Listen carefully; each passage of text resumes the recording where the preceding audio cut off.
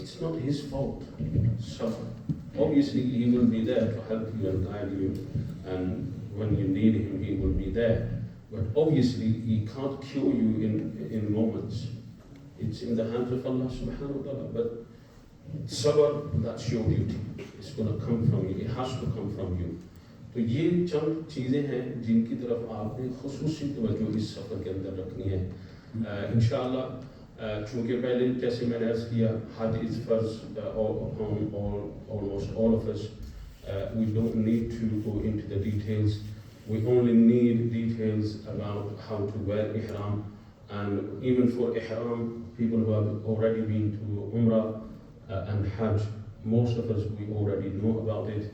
So inshallah, Hazrat Allama Mufassir Quran Qibla Qari Tayyib Sahib Damat Barakatuhu Alaihi, who has graced us with his presence, inshallah, he will briefly go through some of the basic masail of ihram, how to wear ihram, what are the rules and regulations for ihram, what are the things that are not permissible during ihram, things that are permissible during ihram, and then how to take off the ihram when you complete your umrah first, and then how to wear the new ihram for the hajj, and then the rituals of the hajj briefly, inshallah, day by day, and then how to complete the ihram of the hajj and how to come out of the ihram of hajj, inshallah. Briefly, inshallah, our intention is that we will conclude this program by 3:30, inshallah. So we have almost 1 hour. So inshallah, they already know this, they know the process by experience and by knowledge, inshallah. So I hand over the mic to Hazrat Qibla Qari Tayyib Sahib Damat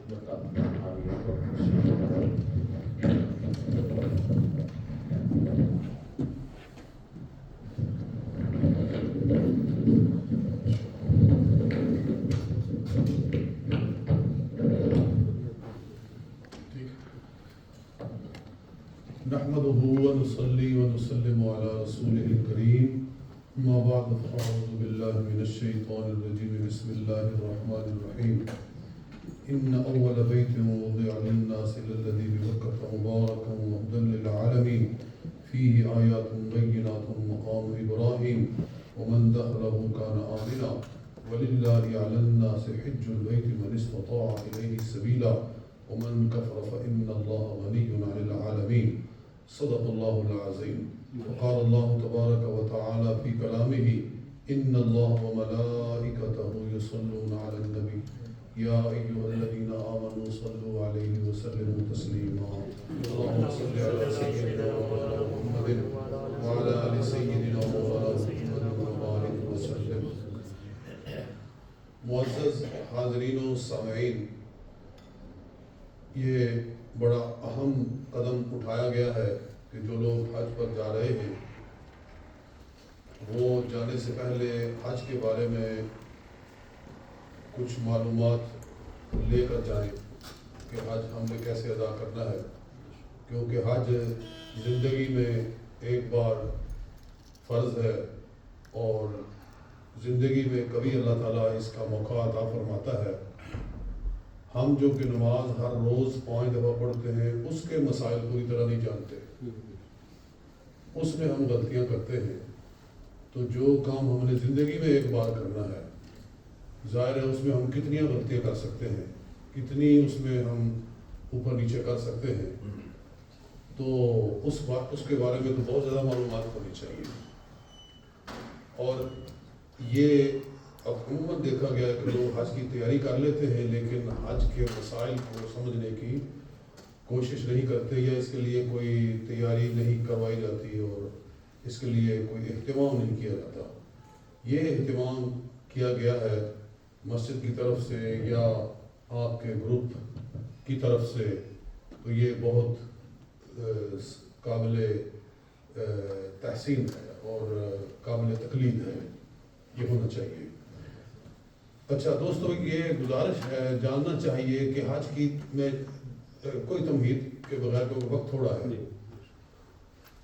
حج کی 3 قسمیں ہیں: حج افراد، حج تمتع اور حج قران. جی یہ جو لکھ سکتے ہیں وہ لکھ لیں, جو ریکارڈ کر سکتے ہیں وہ ریکارڈ کر لیں, اور ذہن میں رکھ سکتے ہیں ذہن میں رکھیں کہ ایک ہے حج افراد, یعنی اونلی حج وداؤٹ عمرہ, اس کے ساتھ عمرہ نہیں ہے, اس کو کہتے ہیں حج افراد. ایک ہوتا ہے حج تمتع. حج تمتع یہ ہے کہ پہلے عمرہ کرو جا کے وہاں, اور عمرہ کر کے احرام کھول دو, پھر 4 دن 5 دن 10 دن جتنا حج کو ٹائم رہتا ہے باقی, اس میں آپ فری ہو گئے, احرام کھل گیا آپ کا, آپ نے سادے کپڑے پہن لیے, اس دوران میں آپ عمرہ کرنا چاہیں ایکسٹرا تو وہ بھی آپ کر سکتے ہیں, پھر احرام کھول دیں, پھر حج, پھر عمرہ کرنا چاہیں تو پھر عمرہ کر لیجیے, جتنا آپ کے پاس ٹائم ہے اس کے اندر آپ چاہیں تو ڈیلی عمرے کرتے رہیں. اور جب حج کا موقع آئے 8 ذی الحج کو, پھر حج کا احرام باندھ لیا جائے. تو اس کو کہتے ہیں حج تمتع. اور ایک ہے حج قران. قران کا مطلب ہوتا ہے ملانا, اکٹھا کرنا. قرن کا مطلب ہوتا ہے جمع کرنا. تو وہ یہ ہے کہ آپ نے حج اور عمرہ دونوں کا اکٹھا احرام باندھ لیا, کہ آپ جب گھر سے نکلیں یا جہاں سے بھی آپ نے احرام باندھنا ہے, یہاں سے باندھنا ہے یا رستے میں کہیں اسٹے کرنا ہے, ادھر سے احرام باندھنا. آپ کی جو فلائٹ ہے یہ ڈائریکٹ ہے سعودیہ, لندن سے مانچسٹر سے سعودیہ. تو اس کا مطلب یہ ہے کہ آپ پھر ادھر ہی سے احرام باندھیں گے, مانچسٹر سے ہی احرام باندھیں گے. تو جب آپ مانچسٹر سے احرام باندھیں گے تو وہیں آپ ارادہ کر لیں گے کہ میں حج اور عمرہ دونوں کا اکٹھا احرام باندھ رہا ہوں. انی ارید الحج والعمرہ, میں حج اور عمرے دونوں کی نیت کر رہا ہوں. تو پھر حج اور عمرہ دونوں اکٹھے شروع ہو جاتے ہیں. اس کا مطلب یہ ہوتا ہے کہ آپ وہاں جا کر عمرہ کریں گے, لیکن عمرہ کرنے کے بعد آپ احرام کھول نہیں سکیں گے, کیونکہ آپ کا حج کا احرام بھی شروع ہو چکا ہے. تو جب تک حج جا کر مکمل نہیں ہوتا, چاہے 10 دن باقی ہیں, ہفتہ باقی ہے, یا جتنا بھی ٹائم باقی ہے, وہ آپ کو پھر احرام میں ہی رہنا پڑے گا. اور جب حج مکمل ہوگا تو تب جا کر احرام کھولا جائے گا. یہ سب سے مشکل حج ہے اور سب سے افضل حج ہے. جو قران ہے اس کو سب سے افضل اسی لیے قرار دیا گیا ہے کہ اس کے اندر مشقت زیادہ ہے, اس کے اندر تکلیف زیادہ ہے. جتنا اللہ کی رضا کے لیے ہم تکلیف اٹھاتے ہیں پھر اتنا ثواب بھی اس کا زیادہ ہوتا ہے, اور وہ اس کی فضیلت بھی پھر بڑھ جاتی ہے. حضور سرور عالم صلی اللہ علیہ وآلہ وسلم نے جو حج فرمایا, حجۃ الوداع, آخری حج, تو وہ حج قران ہی تھا. میں صرف موٹیویشن کے لیے آپ کو اس طرف متوجہ کرنے کے لیے کہ میں کوئی بہت گناہگار آدمی ہوں, مجھے اللہ تعالیٰ نے بہت دفعہ سعادت عطا فرمائی حج کی. میں گروپ بھی کچھ عرصہ لے کر جاتا رہا, 5-6 سال, اور اس سے پہلے بھی حج پر جاتے رہے. پھر گروپ شروع کیا 5-6 سال, پھر وہ چھوڑ دیا. پھر اس کے بعد اللہ تعالیٰ نے کئی دفعہ سعادت عطا فرمائی. آخری 2 حج کے سوا باقی میں نے جو کیے وہ سارے کے سارے قران ہی کیے, کیونکہ اس وقت صحت تھی, جوانی تھی, جذبہ تھا, تو کوشش یہ ہوتی تھی کہ قران ہی کیا جائے. تو کئی دفعہ 2-2 ہفتے 3-3 ہفتے بھی احرام کے اندر رہنا پڑا, تو رہ لیا. تو اگر آپ کا ارادہ بنے, آپ یہ کر سکتے ہوں, تو پھر آپ قران کریں.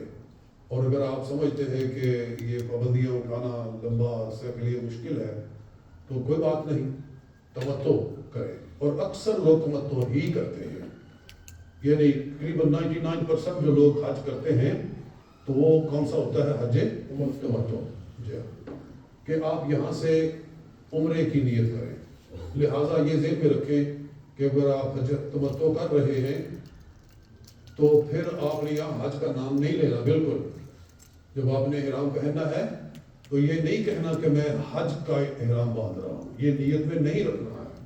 جی اگر آپ نے حج کہہ دیا تو پھر وہ حج ہو گیا، پھر وہ حج کا احرام ہے. تو ضروری ہے کہ صرف یہ کہنا ہے کہ میں عمرہ کرنے لگا ہوں.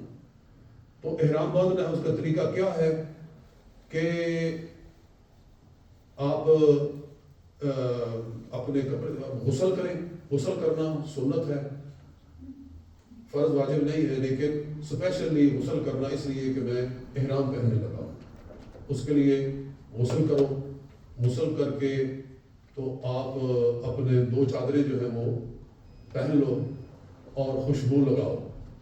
اس وقت آپ خوشبو لگا سکتے ہیں جب تک آپ نے تلبیہ نہیں پڑھا، لبیک اللہم لبیک نہیں کہا، تب تک آپ خوشبو لگا سکتے ہیں. اور خوشبو لگانا اس موقع پر سنت ہے، چاہے جسم کو لگائی جائے چاہے کپڑوں کو لگائی جائے، اور اس کی خوشبو بے شک بعد میں باقی رہے، اس میں کوئی حرج نہیں. جناب ام المؤمنین عائشہ صدیقہ رضی اللہ تعالیٰ عنہ ارشاد فرماتی ہے، آج بھی میری آنکھوں کے سامنے حضور علیہ السلام کا سر انور ہے کہ میں نے آپ کے سر میں کنگھی کی اور درمیان میں مانگ نکالی اور پھر مانگ کے اندر میں نے خوشبو لگائی. جی تو فرماتی ہے آج بھی میری آنکھوں کے سامنے سید عالم صلی اللہ علیہ وسلم کا کہ بال مبارک آتے ہیں.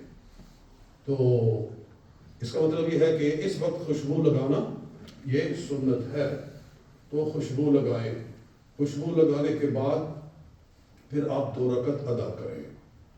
2 رکعت اس نیت سے کہ میں احرام پہننے لگا ہوں، یہ بھی سنت ہے. تو 2 رکعت پڑھنے کے بعد پھر آپ نے نیت کرنی ہے.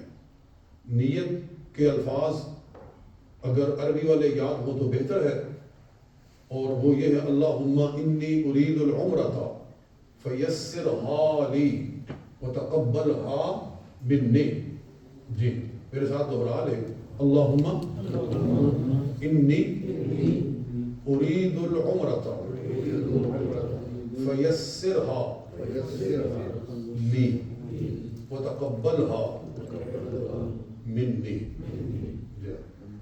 اس کا مطلب ہے اللہم اے اللہ، انی میں ارید العمرۃ عمرے کا ارادہ کر رہا ہوں، فیسرھا اس کو تو آسان کر دے لی میرے لیے، وتقبلھا اور اس کو تو قبول فرما منی میری طرف سے.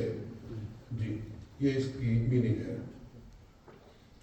جب آپ نے یہ کہہ لیا تو اب بھی احرام شروع نہیں ہوا، ابھی بھی آپ کا احرام شروع نہیں ہوا. احرام شروع ہوگا جب آپ تلبیہ پڑھیں گے. جی لہذا اس میں ایک راز کی بات ہے. آپ ایسا کر سکتے ہیں کہ آپ ایئرپورٹ کے اوپر آپ گھر سے احرام پہن لیں چادریں وغیرہ، یا آپ ایئرپورٹ پہ جا کے پہنیں چادریں وغیرہ آپ نے پہن لی. دیکھنے میں آپ لگتا ہے جیسے کہ آپ بالکل تیار ہو گئے ہیں، لیکن ابھی آپ کا احرام شروع نہیں ہوا. وہ پابندیاں آپ کے اوپر ابھی لاگو نہیں ہوئی کہ سر نہیں ڈھانپ سکتے، بند جوتی نہیں پہن سکتے. وہ ساری جو حج کی عمرے کی جو احرام کی جو محرمات ہیں وہ بھی شروع نہیں ہوئی. وہ کب شروع ہوں گے؟ جب آپ تلبیہ پڑھیں گے. تو ایسا ہو سکتا ہے کہ آپ چادریں پہن لیں اور اس کے بعد آپ ایروپلین پہ سوار ہو جائیں، اور جب میقات قریب آئے تو تب آپ تلبیہ پڑھیں. جی جب تلبیہ پڑھیں گے تو احرام شروع ہوگا. جی تو چادریں وغیرہ کچھ لوگ جہاز کے اندر چینج کرتے ہیں، وہ بڑا مشکل ہے. اگرچہ یہ سعودی ایئر لائن ہے، اس کے اندر انہوں نے کیبن بنایا ہوا ہے، لیکن وہ صرف نماز پڑھنے کے لیے، وہاں لکھا ہوا ہے کہ احرام پہننے کے لیے نہیں ہے. وہاں انہوں نے لکھ کر لگایا ہوا یہاں احرام نہ بدلے نہ پہنے. تو اس لیے بہتر ہے کہ پہلے before you go into aeroplane آپ چادریں پہن لیں. تلبیہ بھی پڑھ لیں تو کوئی حرج نہیں ہے. جب آپ ارادہ کر بھی چکے ہیں، اب آپ جا رہے ہیں، تو جتنا وقت آپ کا احرام میں گزرے گا وہ عبادت میں گزرے گا، تو اچھا ہے، ثواب کے لحاظ سے بہتر ہے. تو بہرحال جب آپ تلبیہ پڑھیں گے تو پھر آپ کا احرام شروع ہو جائے گا. तलबिया क्या है? लब्बैक अल्लाहुम्मा लब्बैक, लब्बैक ला शरीक लक लब्बैक, इन्नल हम्दा वन निअमता लक वल मुल्क ला शरीक लक। जी, ये ज़बानी याद होना चाहिए। जी, मेरे साथ पढ़ ले, लब्बैक अल्लाहुम्मा लब्बैक, लब्बैक ला शरीक लक लब्बैक, इन्नल हम्दा वन निअमता लक वल मुल्क ला शरीक लक। ये तलबिया है। इसमें ना कमी हो सकती है और ना इसमें ज्यादती हो सकती है। इसका कोई लफ्ज़ ना बढ़ाया जा सकता है ना घटाया जा सकता है। सब दो लफ्ज़ में söyledi ki Ramazan etti, दो नफल पढ़ने थे, उन्होंने नीयत की दूसरे नंबर पे तलबिया रामपाल ने सिर का जनाब ने जुती का अब मैं बता रहा हूँ। जी जी, नहीं तो दो नफल बस बराए इहराम आप कह लें, ठीक है, दो नफल बराए इहराम, बस यही काफ़ी है। तो वो दो नफल पढ़ने हैं। ये नफल है, यानी कोई ज़रूरी नहीं है आप पढ़ना। आपके पास वक्त हो तो ज़रूर पढ़े, नहीं वक्त है तो छोड़ भी सकते हैं। तो जब आप, मैं वो अगर आगे यही बात चलने लगी कि जब आपने लब्बैक अल्लाहुम्मा लब्बैक पढ़ लिया तो अब आप पे कुछ पाबंदियाँ लागू हो गई। वो पाबंदियाँ क्या हैं? वो ये है कि आप जिस्म का कोई बाल नहीं काट सकते, नाखून नहीं काट सकते, और खुशबू नहीं लगा सकते, बंद जूती नहीं पहन सकते, सर को नहीं ढांप सकते। जी, ये चंद बुनियादी पाबंदियाँ हैं। राजस्थान राजस्थान का कोई उम्रे की नीयत कर ली है, ये आज ही नीयत का कुछ सोचते हैं, तो आज पर जा रहे हैं उम्रे नीयत। मैंने शुरू बताया कि हज की जो 3 किस्में बताई, ये जो अब हम शुरू मैं बता रहा हूँ ये है हज्जे तमत्तो। तो हज्जे तमत्तो ये होता है कि पहले आपने उम्रा करना है, तो इसलिए मैंने पहले उम्रे का जो हुक्म है उसका तरीका जो है बताना शुरू किया है। तो जब उम्रा मुकम्मल हो जाएगा फिर उसके बाद हज का आएगा, फिर हज शुरू करेंगे। तो ये पाबंदियाँ हैं। मेरे ख्याल शायद कन्फ्यूजन हो रही है कि ਹੁਣ ਤੁਸੀਂ ਤਿਆਰੀ ਹੱਜ ਦੀ ਕਰ ਰਹੇ ਹੋ ठीक है, ਤੇ ਇਹਿਰਾਮ ਜਦੋਂ ਪਾਣਾ ਹੈ ਉਦੋਂ ਤੁਸੀਂ हाँ उम्रे की नीयत कर ली है। शायद ये कन्फ्यूजन हो हाँ, यही मैं हज का नाम नहीं लेना। जब अगर आप हज किरान करना चाहते हैं तो ठीक है, फिर आप अगर कोई किरान करना चाहता है तो फिर उसको क्या कहना पड़ेगा? फिर उसको अल्फाज बदलना पड़ेगा। अल्लाहुम्मा इन्नी उरीदुल हज्जा वल उम्रता। फिर उसको यूं कहना पड़ेगा कि अल्लाह मैं हज और उम्रा दोनों का इरादा कर रहा हूँ। जी हाँ, फिर दोनों इकट्ठे कर लेगा कि अल्लाहुम्मा इन्नी उरीदुल हज्जा वल उम्रता फयस्सिरहुमा ली व तक़ब्बलहुमा मिन्नी। अल्लाह इन दोनों को मेरे लिए आसान कर और दोनों को मेरी तरफ से कबूल फरमा। अगर वो ऐसा कहेगा तो फिर उसका हज और उम्रा दोनों इकट्ठे शुरू हो गए। जी, लेकिन अभी जो मैं बता रहा हूँ वो हज तमत्तो बता रहा हूँ कि आपने तमत्तो करना है, वो आसान है सबके लिए, बहुत इजी है। तो ज़्यादा लोग यही करते हैं, इसलिए मैं भी यही बयान कर रहा हूँ। तो आप उम्रे के अरकान अदा कर रहे हैं, तो जब आपने लब्बैक पढ़ लिया, तलबिया पढ़ लिया, तो आपका इहराम शुरू हो गया। और मैंने बताया कि क्या क्या चीज़ें आपके ऊपर मना हो गई कि सर नहीं ढांपना, सिला हुआ कपड़ा, कोई सिला हुआ कपड़ा नहीं पहनना। जी, सिर्फ इजाज़त है कि एक बेल्ट जो सिली होती है वो आप पहन सकते हैं, वो बांध सकते हैं। इसके अलावा कोई सिली हुई चीज़ आप नहीं पहन सकते,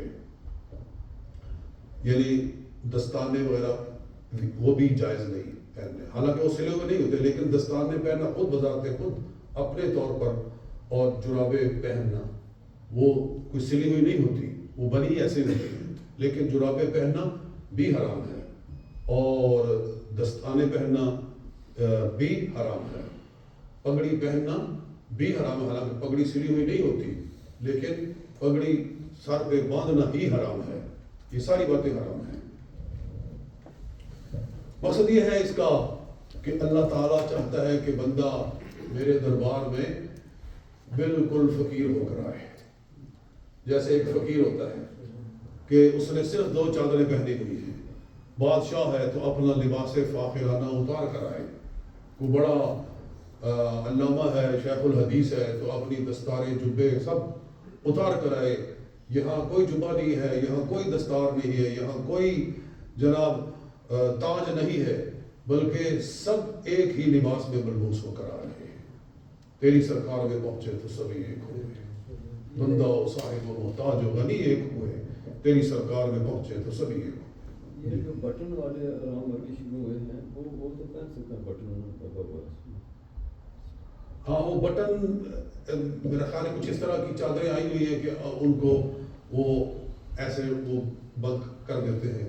وہ سلا ہوا نہیں ہے. جی ہاں, اگر آپ دیکھیں نا اس کے اندر سلا ہوا ہے کہ اس کا جو کنارہ ہے اس کو انہوں نے لوڑ کے تو اس کے اوپر کو بنایا ہوا ہے, اس کو سلائی ہوئی ہے, تو پھر نہیں پہن سکتے. ہم جو ہم نے لاسٹ ایئر میں پہنا تھا وہ صاف دھو کر دوبارہ پہن سکتے ہیں یا بالکل پہن سکتے ہیں دوبارہ, بالکل دوبارہ پہن سکتے ہیں. مزید سوال جو آپ جو نا بعد میں رکھیں گے, پہلے آپ بیان کرنے اس طرح ذہن میں سارا بیٹھتا جاتا ہے. یہ بھی ٹھیک ہے. راستے میں سوال ہو جائے گا تو پھر یہ معاملہ خراب ہو جاتا ہے. چلو راستے میں نا چلیے جی, ہاں آپ ذہن میں رکھیں. میں عمرے کے جو معاملات ہیں وہ مکمل کرتا ہوں, تو پھر آپ درمیان میں پھر حج پر جانے سے پہلے, حج کے مسائل شروع کرنے سے پہلے آپ نے کوئی سوال کرنا ہے تو کر لیں. تو احرام شروع ہو گیا, پابندیاں شروع ہو گئی. عورتوں کے لیے ایسی کوئی پابندیاں نہیں ہیں. وہ سلے ہوئے کپڑے بھی پہنتی ہیں, وہ جرابیں بھی پہن سکتی ہیں, وہ گلوز بھی پہن سکتی ہیں. صرف ان کے لیے پابندی ہے کہ خوشبو نہیں لگا سکتی. مرد کے لیے بال وغیرہ کاٹنا, ان کے لیے کوئی ایسی پابندی نہیں ہے, لیکن خوشبو کی ان کو اجازت نہیں ہے. اچھا, تو آپ وہاں پہنچے, مکہ شریف میں گئے. سب سے پہلے آپ اپنے ہوٹل پہ جائیں گے, اپنا سامان وہاں رکھیں گے. کوشش کریں کہ سارا سامان وغیرہ رکھ کے آپ حرم شریف جائیں اس طرح سے کہ آپ بالکل ٹینشن فری ہوں. کوئی آپ کے اوپر دباؤ نہ ہو ذہنی طور پر کہ پتہ نہیں وہ کیا ہے وہ کیا ہے. اگر آپ سوئے نہیں ہیں تو جی بھر کر سو لیں, تازہ دم ہو. حرم میں جائیں تو آپ بالکل چاق و چوبند ہو, کیونکہ آپ جا رہے ہیں اللہ کی عبادت کے لیے. تو آپ فریش ہو کر جائیں. پیسے وغیرہ ہیں تو ان کو کہیں پہلے سنبھال لیں, کیونکہ طواف کے اندر اگر آپ نے پیسے ساتھ میں رکھے ہوئے بہت سارے وہ بیگ میں, تو ظاہر ہے کہ آپ کی توجہ ساری کی ساری وہ پیسوں کی طرف ہوگی. جی, پیسوں کا کو پہلے بندوبست کر لے کے ان کو حرم میں نہ لے کر جائیں, بلکہ وہاں جس کے پاس بیگ بڑا ہوتا ہے نا, تو پھر وہ جیب کتروں کی نظر بھی اس کے اوپر ہوتی ہے. جی, تو وہ نقصان بھی ہو سکتا ہے. جی, تو وہاں جب آپ نے جانا ہے تو آپ, ہاں یہ ضروری بات کہ جب احرام شروع ہو گیا, لبیک شروع ہو گئی, اب دنیا کی گفتگو بند کر دیں. اب دنیاوی باتیں مت کریں. کوئی ضروری بات ہے تو کریں, لیکن سارا وقت آپ تلبیہ پڑھنے میں لگائیں. آپ ایروپلین میں بیٹھے ہوئے ہیں, جتنا آپ کا وقت ہے تو آپ تلبیہ پڑھیں. یہ تلبیہ وہ عبادت ہے, وہ ذکر ہے جو اسی موقع پہ کیا جا سکتا ہے. قرآن پاک آپ ساری زندگی پڑھ سکتے ہیں, درود پاک آپ ہمیشہ پڑھ سکتے ہیں, لیکن یہ تلبیہ جو ہے یہ احرام کے اندر ہی پڑھا جا سکتا ہے. اس لیے سب سے افضل ذکر اور سب سے افضل یہاں عبادت جو ہے دوران احرام وہ یہ ہے کہ آپ زیادہ سے زیادہ تلبیہ پڑھیں. جی, تو اس لیے حدیث میں ہے کہ تلبیہ پڑھو, سواری پہ چڑھنے لگو تلبیہ پڑھو, اترنے لگو تلبیہ پڑھو, سونے لگو تلبیہ پڑھو, سو کے جاگو آنکھ کھلے تو سب سے پہلے آپ کی زبان سے تلبیہ نکلے. جی, تلبیہ پڑھتے رہیں. تسبیح آپ اپنے ہاتھ میں رکھ سکتے ہیں, اس کے اوپر تلبیہ پڑھتے رہیں. کہ میں نے اتنی مرتبہ پڑھ لی ہے 100 مرتبہ 200 مرتبہ، ایک نیت بنا لی کہ میں نے 5000 تسبیح کرنی ہے، مطلب ہے کہ ہزار کی 5 تسبیح کرنی ہے، تو 5000 تلبیہ آپ پڑھ سکتے ہیں۔ ایک ذہن ہے نا بنا لے آدمی، پھر اس کو پورا کر لیتا ہے، یا کم از کم 1000 ہی رکھ لیں کہ 1000 دفعہ تلبیہ پڑھنا ہے، تو پھر آپ لگے رہیں گے، مگر نہ آپ فری ہوں گے تو پھر باتیں ہی کریں گے۔ تو یہ ہو گیا۔ حرم میں جب آپ نے داخل ہونا ہے، تلبیہ پڑھتے جانا ہے تا وقت کہ آپ حجر اسود کے سامنے پہنچ جائیں۔ جب حجر اسود کے سامنے پہنچیں گے تو وہاں آپ نے ہاتھوں کو اٹھا کر اللہ اکبر کہنا ہے، تب تلبیہ ختم ہو جائے گا۔ سمجھے آگے بات؟ جی۔ تو جو عمرے کا تلبیہ ہوتا ہے یہ حجر اسود پر اللہ اکبر کہنے پہ ختم ہو جاتا ہے، اور جو حج کا تلبیہ ہوتا ہے وہ پہلی کنکری مارنے پر ختم ہو جاتا ہے۔ جب آپ وہاں جاتے ہیں تو مینا میں جب آپ پہنچیں گے پہلی کنکری لگائیں گے تو اس کے بعد پھر تلبیہ کرنی، وہاں تک جتنا بھی تلبیہ آپ پڑھ سکتے ہیں آپ پڑھتے رہیں۔ تو جب آپ داخل ہوتے ہیں اور پہلی نظر آپ کی کعبہ شریف پر پڑتی ہے تو وہ بڑا قبولیت کا وقت ہوتا ہے۔ اس وقت آپ وہاں کھڑے ہو کر کعبہ شریف کو دیکھ کر جو دعا کرتے ہیں وہ قبولیت کا وقت ہے، وہ دعائیں قبول ہوتی ہیں۔ اس وقت آپ جی بھر کر اللہ تعالیٰ سے جو مانگنا چاہتے ہیں وہ مانگیں۔ اور اعلیٰ حضرت فاضل بریلوی رحمہ نے بہت خوبصورت بات کہی ہے کہ جب پہلی نظر کعبہ شریف پہ پڑے تو آپ کہیں گے یا اللہ میری ساری دعائیں قبول فرما، تاکہ اس میں ساری آ جائیں۔ جی۔ تو بہرحال آپ حجر اسود کے سامنے گئے تو وہاں آپ نے اس سے پہلے ایک کام کرنا ہے، طواف شروع کرنے سے پہلے آپ نے استوا کر لینا ہے۔ استوا اس کا مطلب ہوتا ہے کہ چادر کو اس طرح کر لینا کہ دایاں کندھا آپ کا ننگا ہو جائے، تو دونوں پلوں بائیں کے اوپر ڈال کر اس کو کہتے ہیں استوا، یہ سنت ہے۔ تو یہ کریں اور اس کے بعد پھر آپ حجر اسود کے سامنے کھڑے ہو کر ہاتھوں کو اٹھا کے اللہ اکبر، سبحان اللہ والحمد للہ واللہ اکبر والصلاۃ والسلام علی رسول اللہ، یہ کہنا ہے۔ میرے ساتھ کہہ رہے سبحان اللہ والحمد للہ واللہ اکبر والصلاۃ والسلام علی رسول اللہ، یہ کہنا ہے۔ تو پھر آپ یہ تصور کریں، ایگزیوم کریں کہ جیسے آپ حجر اسود کو ہاتھ لگا رہے ہیں، یعنی ہاتھوں کو ایسے کریں، ایسے جیسے کہ آپ نے اس کو ہاتھ لگایا ہے، یہ تصور کر کے ایسے کریں اور ہاتھوں کو چوم لیں۔ جب آپ نے ایسے کیا تو آپ کو وہی ثواب ہے جو کہ آپ نے اپنے ہونٹوں کے ساتھ اس کو ہونٹ لگا کر چوما ہے، ثواب میں کوئی کمی نہیں ہے۔ جی، یہ جو لوگ دھکم پیل کرتے ہیں، ایک دوسرے کے اوپر گرتے ہیں اور دھکے مار مار کے مکے مار مار کے جی وہاں پہنچتے ہیں اور جا کر کہتے ہیں کہ جب تک ہونٹوں سے نہیں چومیں گے تو ثواب نہیں ملے گا، یہ خیال غلط ہے۔ اللہ تعالیٰ نے رحمت کی بارش جو ہے وہ سب پر برسائی ہوئی ہے، چاہے کوئی ہونٹوں سے چوم لے تو یا ہاتھ لگا کر ہاتھ کو چوم لے، ہاتھ بھی نہیں لگتا ہے تو چاہے جتنی دور بھی کھڑا ہے بس ہاتھوں کو ادھر بڑھا کے ہاتھوں کو چوم لے تو سب کے لیے ثواب برابر ہی برابر ہے۔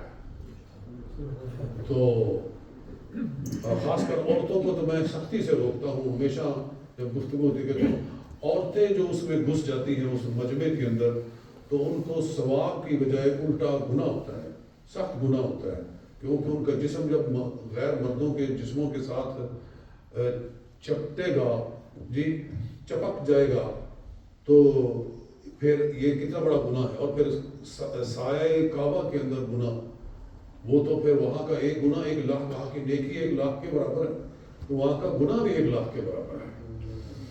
جی ہاں، تو صرف اس کو چومنے کے لیے آپ کسی کو دھکا دیں گے تو گناہ ہے، ظاہر ہے کہ دھکا نہیں دیں گے تو کیسے وہاں پہنچیں گے۔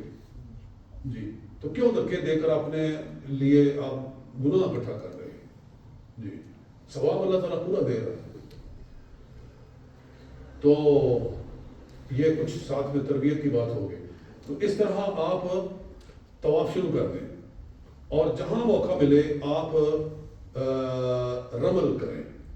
رمل یہ ہوتا ہے کہ آپ تھوڑا سا سینہ کھول کے بازوؤں کو یوں ہلا کے ایسے ایسے چلیں کہ جیسے ریسلر کوئی اترتا ہے نا میدان میں رنگ میں، تو جو اس کا انداز ہوتا ہے اس طرح کا اپنا، اس کو کہتے ہیں رمل کرنا.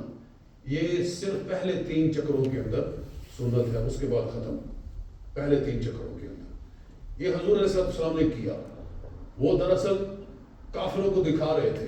کفار جب قبیس کے اوپر کھڑے تھے، جب آپ عمرۃ القضاء کے لیے حضور صلی اللہ علیہ وآلہ وسلم ہجری 7 کے اندر تشریف لائے، 3 دن آپ کو مکہ شریف میں رہنے کی اجازت تھی. تو کہا گیا تھا کہ اگلے سال آپ آئیں گے. یعنی حدیبیہ میں یہ معاہدہ ہوا تھا کہ اگلے سال آپ آئیں گے اور 3 دن آپ کو مکہ میں رہنے کی اجازت ہوگی، آپ عمرہ کر سکیں گے.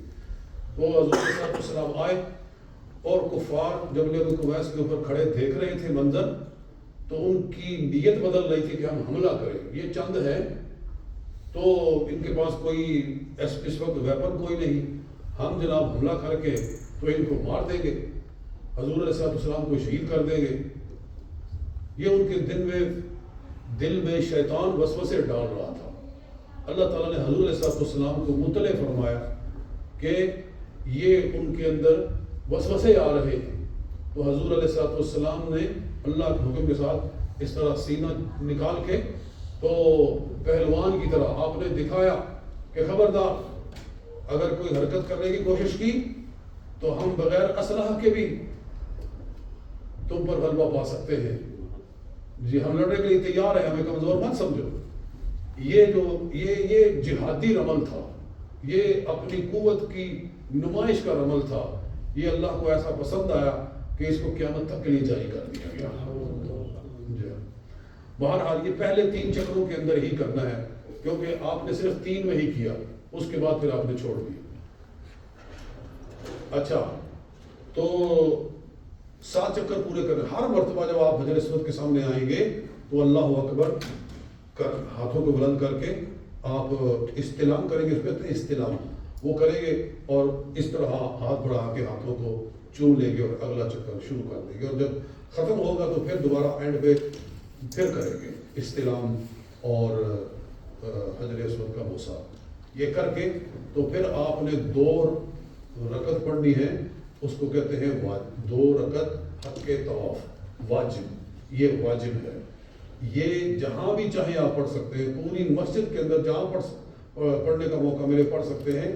یہ ضروری نہیں کہ مقام ابراہیم کے سامنے ہی ان کو پڑھا جائے، یہ کوئی پابندی نہیں ہے، جہاں چاہے آپ پڑھ سکتے ہیں. تو یہ ہو گیا، آپ کا طواف مکمل ہو گیا. اس کے بعد آپ نے پھر صفا و مروہ کے درمیان میں سعی کرنی ہے. تو اس کا طریقہ یہ ہے کہ آپ پہلے صفا پہ جائیں گے اور صفا پہ کعبہ شریف کی طرف رخ کر کے آپ نے ہاتھوں کو اٹھا کے جتنی چاہیں آپ دعائیں کریں. وہ قبولیت کا وقت ہے، بس ادھر رخ کر لیں.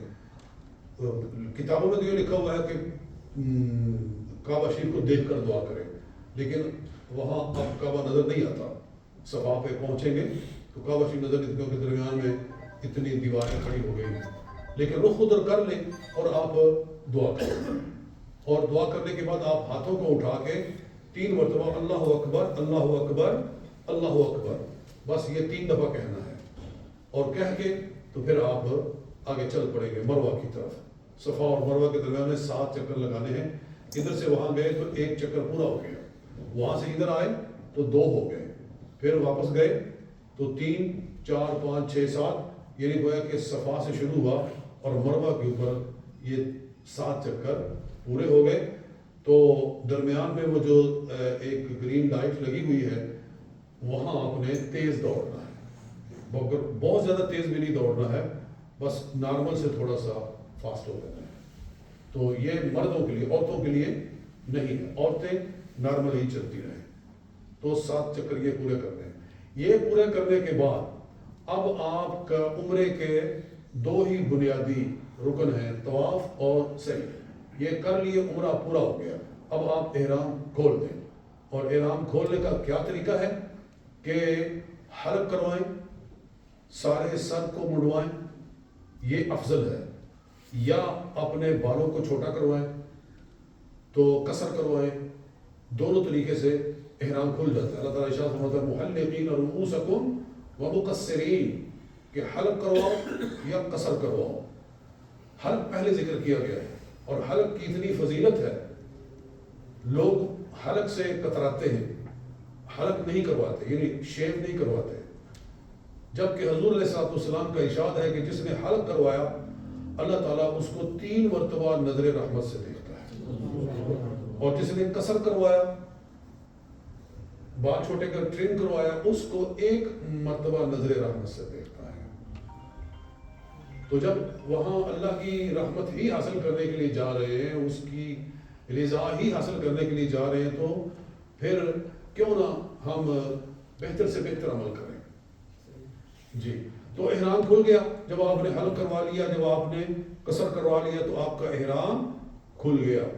اب آپ نہائیں اور اپنے سادہ کپڑے پہن لیں، اور اس کے بعد پھر آپ وہاں مکہ شریف میں جتنی دیر موجود ہیں، آپ روزانہ عمرہ کرنا چاہیں تو مسجد عائشہ ایک جگہ کا نام ہے جس کو مسجد تنعیم بھی کہتے ہیں، وہاں جانا پڑے گا.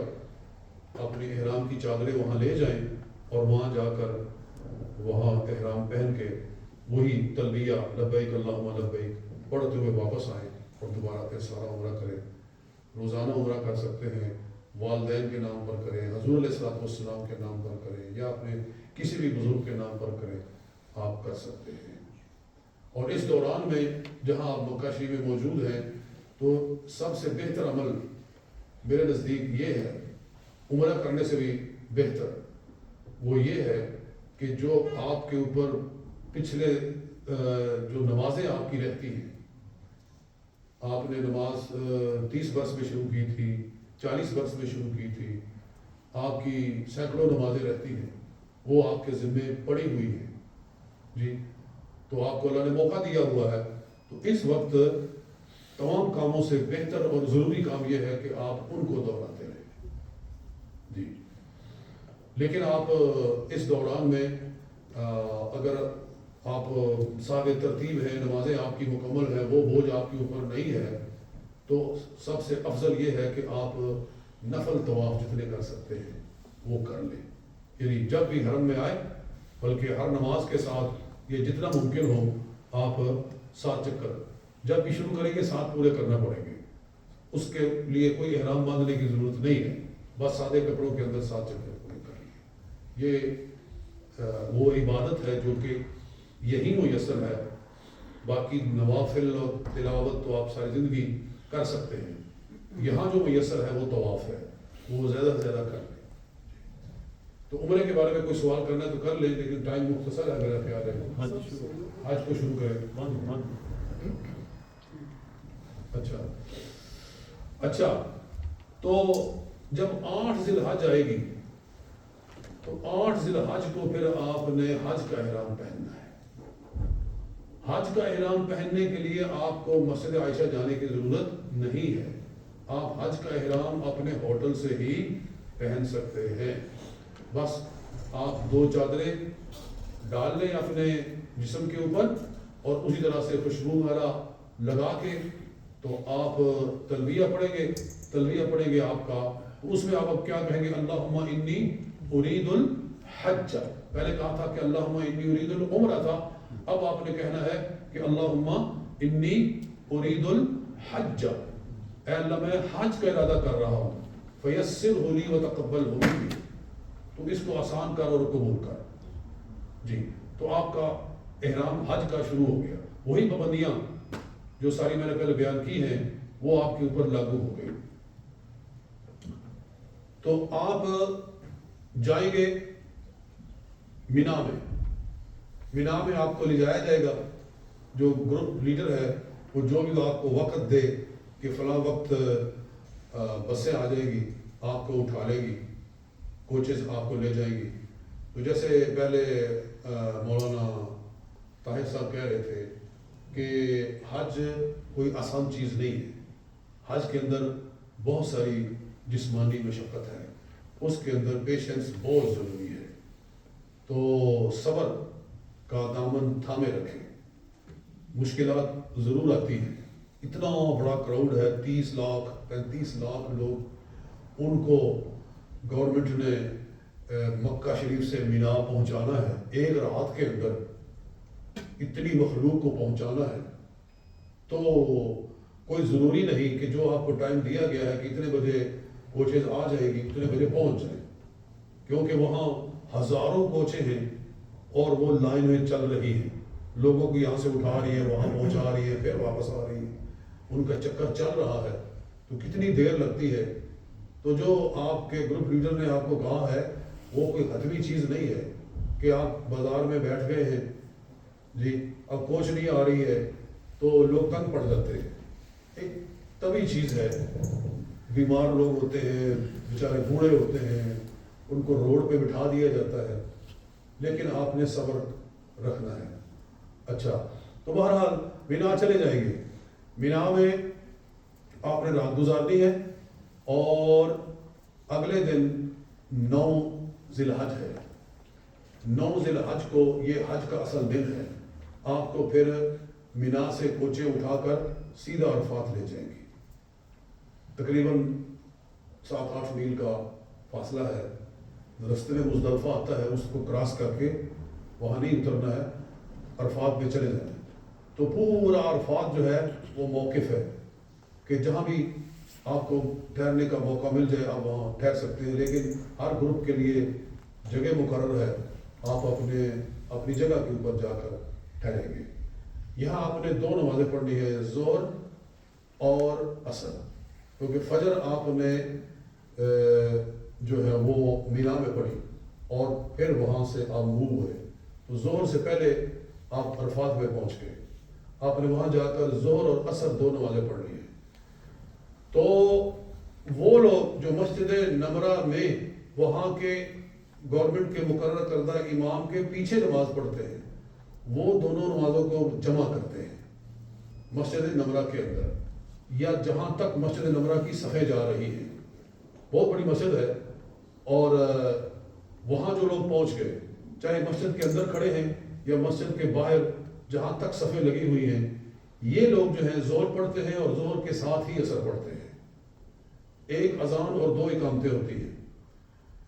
لیکن باقی سارے لوگ جو کہ میلوں تک پھیلا ہوا میدان ہے, تو جہاں بھی آپ ٹھہرے ہوئے ہیں اس امام کے ساتھ آپ نماز نہیں پڑھ رہے ہیں, تو آپ ظہر کے وقت میں پڑھیں گے اور عصر کو عصر کے وقت میں پڑھیں گے. دونوں نمازوں کو اپنے اپنے ٹائم پر پڑھیں گے. جی, یہ 2 نمازیں آپ نے یہاں پڑھ لی ہیں. اور اس کے بعد عصر اور مغرب کے درمیان میں جو وقت ہے یہ خاص وقت ہے, قبولیت کا وقت ہے. اس میں آپ دعا مانگیں, اجتماعی بھی مانگ سکتے ہیں, اکیلے بھی مانگ سکتے ہیں. اور اکیلے میں زیادہ مزہ آتا ہے.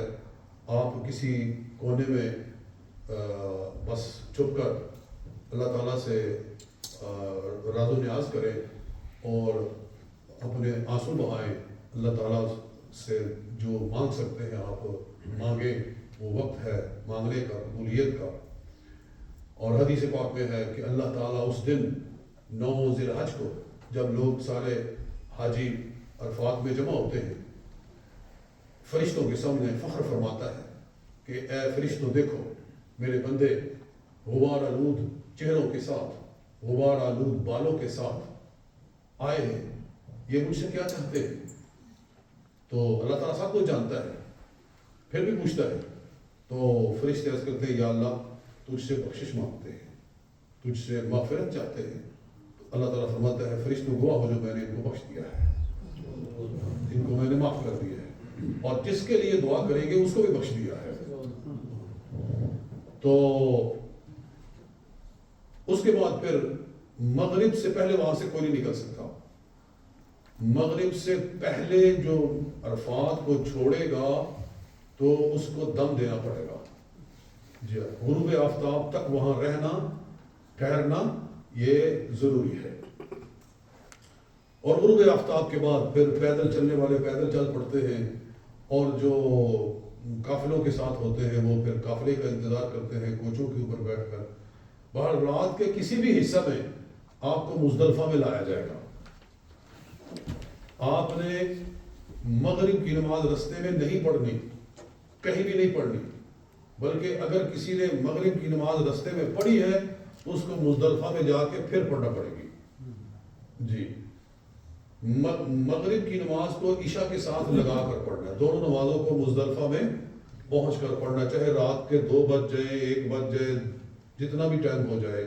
بس صبر و شکیبائی کے ساتھ آپ چلتے رہے. بسا اوقات ساری رات ہی گزر جاتی ہے، کیونکہ بڑے آہستہ آہستہ وہاں سے کوچز روانہ ہوتی ہیں، اور تھوڑا سا جو وہ 5-6 میل ہے وہ رات گزر جاتی ہے اس کو عبور کرتے ہوئے. تو بہرحال یہاں آ کر مزدلفہ میں آ کر رات کو آپ نے پہلے مغرب پڑھنی ہے اور پھر عشاء پڑھنی ہے.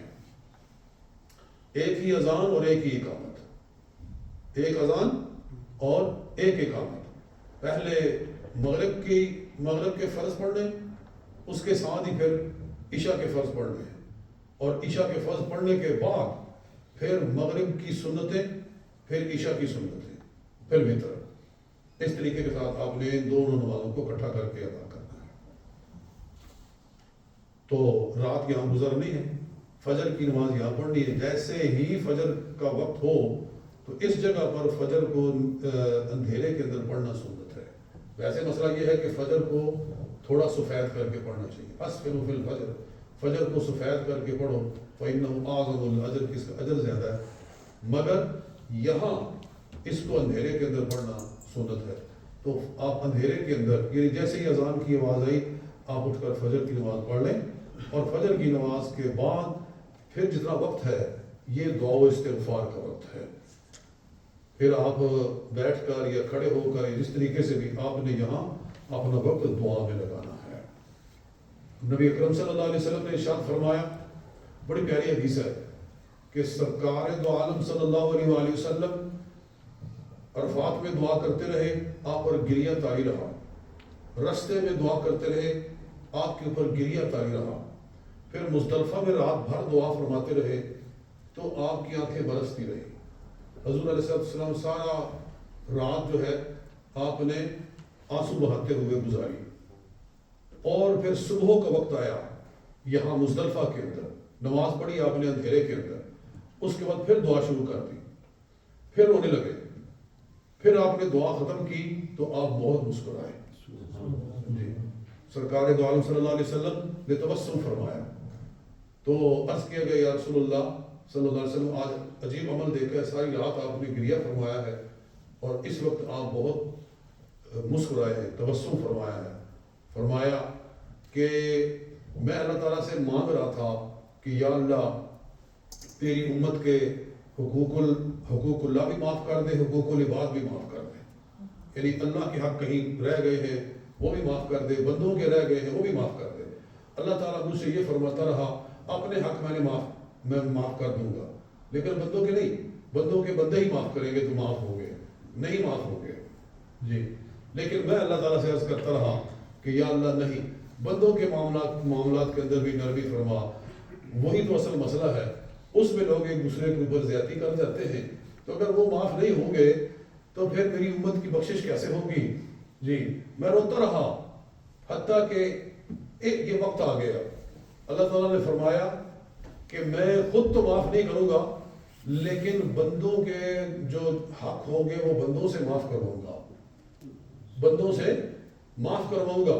یعنی ایک شخص نے کسی کا حق دینا ہوگا تو جس کا حق دینا ہوگا میں اسے جنت دکھاؤں گا، اسے کہوں گا کہ اگر تو اپنے بھائی کو معاف کر دے تو میں تجھے جنت کا یہ مقام دوں گا. جی، تو وہ کہے گا ٹھیک ہے، اگر مجھے یہ مقام مل رہا ہے معاف کرنے سے تو ٹھیک ہے، میں معاف کرتا ہوں. تو میں خود معاف نہیں کروں گا، لیکن میں بندوں کے جو حقوق ہیں وہ بندوں سے معاف کرواؤں گا. تو جب یہ اللہ نے وعدہ فرمایا تو میں نے دیکھا شیطان نے مٹی اٹھا کر اپنے سر کے اوپر ڈالی اور بے ایمان چیخے مارتا ہوا بھاگا اور کہنے لگا کہ اب تو بندوں کے حقوق بھی معاف ہو جائیں گے، میری تو ساری کی ساری کمائی برباد ہو گئی، میری تو ساری محنت پہ پانی پھر گیا، اب میرے پلے میں کیا رہ گیا ہے۔ تو میں نے جب شیطان کو چیخے مارتے ہوئے بھاگتے ہوئے دیکھا ہے تو پھر میں اپنی مسکراہٹ کو ضبط نہیں کر سکا۔ تو اس لیے آپ خصوصاً مزدلفہ کے وقت میں جب پہنچے گے صبح تو حقوق العباد کے بارے میں دعا کریں کہ اے اللہ اپنے طور پر ہم نے کوشش کی ہے کہ کسی کا حق باقی نہ رہ جائے، لیکن اگر کوئی رہ گیا ہے، بول کلام ہو جاتی ہے بندوں سے اور کئی معاملات ہو جاتے ہیں تو روز قیامت اس میں نرمی فرمانا۔ جی تو یہ آپ کرتے رہیں حتیٰ کہ سورج نکلنے کے قریب آ جائے، سورج نکلنے کے قریب آ جائے۔ جب سورج نکلنے والا ہو تو سنت طریقہ یہ ہے کہ اس وقت پھر مزدلفہ کو چھوڑا جائے، لیکن یہ سنت ہے، آپ کو اپنے گروپ کو فالو کرنا پڑے گا۔ گروپ والے جو ہیں اگر آپ کو وہاں ابھی مزید رکھتے ہیں تو آپ کو رہنا پڑے گا، ان کے ساتھ ہی چلیں۔ جی اگر آپ پیدل پہنچ سکتے ہیں مینا تو ٹھیک ہے، جو صحت مند طاقتور لوگ ہیں وہ سنت کے مطابق اگر چلنا چاہیں، ان کے ساتھ خواتین نہیں ہیں، بوجھ کوئی نہیں ہے تو جناب ٹھیک ہے وہ پیدل بھی نہ پہنچ جائیں، لیکن جنہوں نے عورتوں کو ساتھ لے کر چلنا ہے، قافلے کے ساتھ جانا ہے، وہ رکے رہے، جب قافلہ موو کرے گا تو آپ چلیں اور آپ مینا آ جائیں گے۔ مینا جہاں پہلے آپ تھے 8 اور 9 کی درمیانی رات کو، وہاں آپ کا جو ٹینٹ ہے وہاں آپ کو لا کر واپس ٹھہرایا جائے گا، تو وہاں سے پھر آپ تیاری کر کے جمرات کو کنکریاں مارنے کے لیے نکلیں گے۔ جی یہ 10 اب آ گئی، 9 آپ نے گزاری ہے عرفات کے اندر، اور آج کا جو دن ہے یہ 10 ذی الحج ہے۔ تو 10 ذی الحج کو آپ کے ذمہ جو بڑے کام ہیں وہ کیا ہے کہ آپ نے جانا ہے جمرات کو کنکریاں مارنے کے لیے۔ تو پہلا دن جو ہے اس دن صبح ہی کنکریاں ماری جا سکتی ہیں، صبح 8 بجے 9 بجے 10 بجے 11 بجے جتنے جب بھی آپ کو موقع ملے گا آپ کنکریاں مار سکتے ہیں، لیکن پہلے دن صرف ایک جمرے کو، اور وہ ہے سب سے بڑا جمرہ، اس کو کہتے ہیں جمرۃ العقبہ۔ جمرۃ العقبہ وہ جب کنکریاں مارنے نکلیں گے تو رستے میں 2 جمرات آئیں گے، ان کو آپ کراس کر دیں گے، ان کو نہیں مارنی۔ جو آخری ہے وہ بڑا جمرہ ہے، اس کو آپ نے صرف کنکریاں مارنی ہے پہلے دن 10 کو 7 کنکریاں مارنی ہے، ٹھیک ہے۔ تو اس کو کہتے ہیں یعنی جمرۃ العقبہ اس کو کہتے ہیں، یا الجمرۃ الاخری۔ تو اور وہاں فارسی میں لکھا ہوتا ہے جمرہ بزرگ، جی جمرہ بزرگ، ہاں، اور اس کو جو فارسی لوگ ہیں وہ شیطان بزرگ کہتے ہیں، جو بھی ہے اس کو جمرۃ العقبہ اس کا نام ہے، اس کو کنکریاں مارنی، اس کو کنکریاں مار کر آپ نے واپس آ جانا ہے اپنے ٹینٹ میں، اور انتظار کرنا ہے کہ آپ کو پتہ چلے کہ آپ کی طرف سے قربانی ہو گئی ہے۔ جب تک آپ کو پتہ نہ چلے تب تک آپ احرام نہیں کھول سکتے، آپ انتظار کریں گے کہ آپ کو بتایا جائے کہ آپ کی طرف سے قربانی ادا کر دی گئی ہے۔ جب پتہ چل جائے تو آپ احرام اس وقت 10 کو کھول سکتے ہیں۔ تو احرام کیسے کھولنا وہی جیسے پہلے بتایا، اور یہ بھی یہاں وہ بات ذہن میں رکھے کہ آپ تلبیہ پڑھتے رہیں گے، عرفات میں جائیں گے تلبیہ پڑھ رہے ہیں، رات وہاں ٹھہرے ہوئے ہیں تلبیہ پڑھ رہے ہیں، واپس مزدلفہ آئے ہیں رات وہاں گزاری ہے، جتنا وقت ملتا ہے اٹھتے بیٹھتے سوتے جاگتے تلبیہ ہی تلبیہ پڑھتے رہیں، اور پھر جب آپ نے آ کر جمرۃ العقبہ کو پہلی کنکری لگائی تو پھر تلبیہ ختم ہو گیا جی، اور ہر کنکری پر اللہ اکبر کہنا چاہیے، ایسے کنکری، اور کنکری کتنی موٹی ہونی چاہیے؟ کنکری نہ تو چنے کے دانے سے چھوٹی ہونی چاہیے اور نہ ہی کھجور کے دانے سے بڑی ہونی چاہیے جی، بس اتنے برابر کی ہونی چاہیے. 7 کنکریاں پہلے دن مارنی ہے اور دوسرے دن اور تیسرے دن پھر آپ نے تینوں کو ساتھ ساتھ لگانی ہے. تو یہ ٹوٹل کتنی ہو گئی؟ یعنی 21 اور 21 42 اور پھر ساتھ 49. جی ہاں. تو آپ اتنی کنکریاں جو ہیں وہ مزدلفہ سے ہی اٹھا لیں, مزدلفہ سے, بلکہ 8-10 زیادہ ڈال لیں کہ اگر گر جائے تو پھر بھی آپ کے پاس ہو. تو ان کو آپ دھو لیں, ان کو صاف کر لیں جی, اور اپنے ایک بیگ کے اندر, ایک تھیلے کے اندر ڈال دیں. جو عورتیں بہت ضعیف ہیں یا مرد ضعیف ہیں وہ وہاں جا کے خود نہیں مار سکتے, ان کی طرف سے دوسرے لوگ مار سکتے ہیں. لیکن یہ ان کے لیے ہے کہ جن کو وہاں پہنچ جانے کی ہمت نہیں ہے. جو صحت مند ہیں وہ سستی سے کام نہ لے کہ چلو جی جا ہی رہے, چل بھی میری بھی تو ہی ماشاء, ایسا نہیں ہوتا. جو صحت مند ہے اس کو خود جانا پڑے گا جی. کمزور لوگ, بوڑھے لوگ, عمر رسیدہ لوگ, ان کی طرف سے دوسرے لوگ مار سکتے ہیں. پہلے اپنی کنکریاں مارے پھر ان کی طرف سے مارے. تو احرام کھل گیا. احرام کھل جانے کے بعد پھر آپ کے ذمے جو ایک کام رہ گیا سب سے بڑا, وہ ہے طواف زیارت. طواف زیارت, وہ طواف زیارت آپ 10 کو بھی آ سکتے ہیں, 11 کو بھی آ سکتے ہیں اور 12 کو بھی آ سکتے ہیں. تینوں دنوں میں سے کسی بھی دن کے اندر آپ نے ایک طواف مکہ شریف میں آ کر کرنا ہے, اور یہ فرض ہے.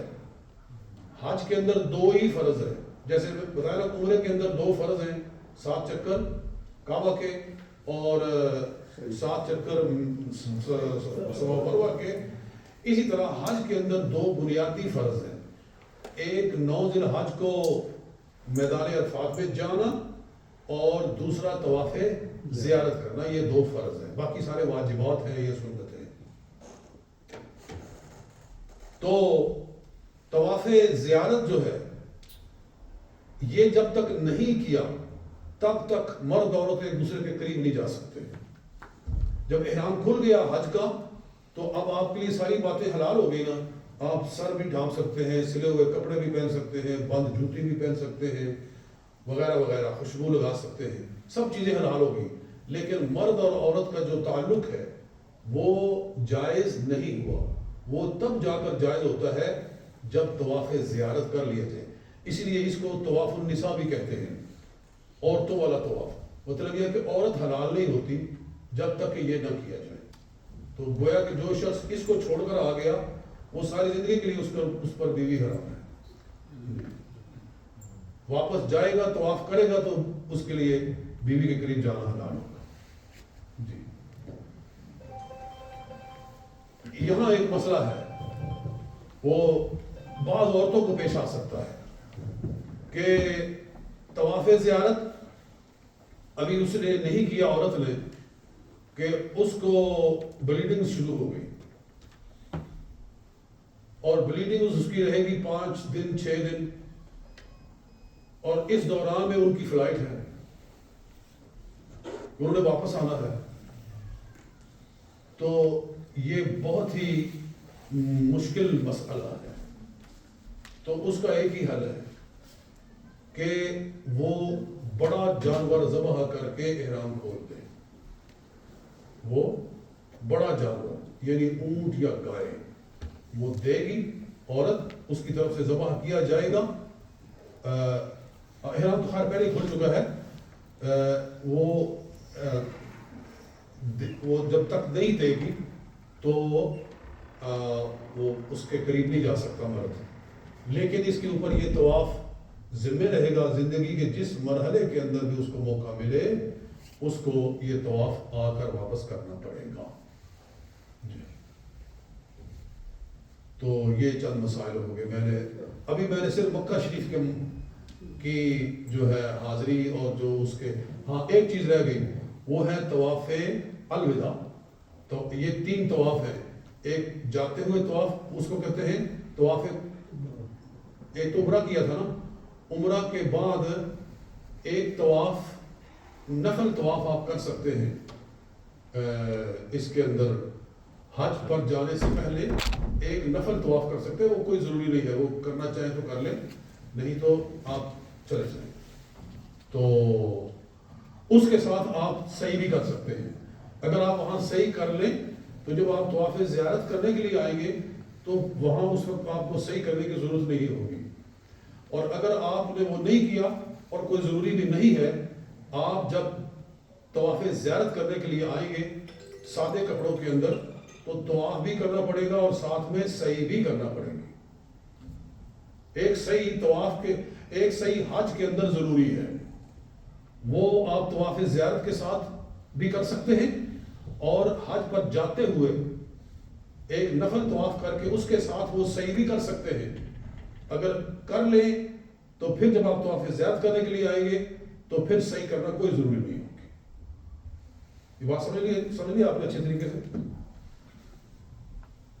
चलिए सब सही इसमें करनी है, उसे चादर की पोजीशन होगी जी, इससे सबक मरवाते चक्कर में आने में हाँ। उसे चादर की पोजीशन होगी। चादर, एहराम की चादर, एहराम की चादर जो है वो इस्तेमाल होता है, वो सिर्फ 7 चक्रों के दौरान ही सुन्नत होता है।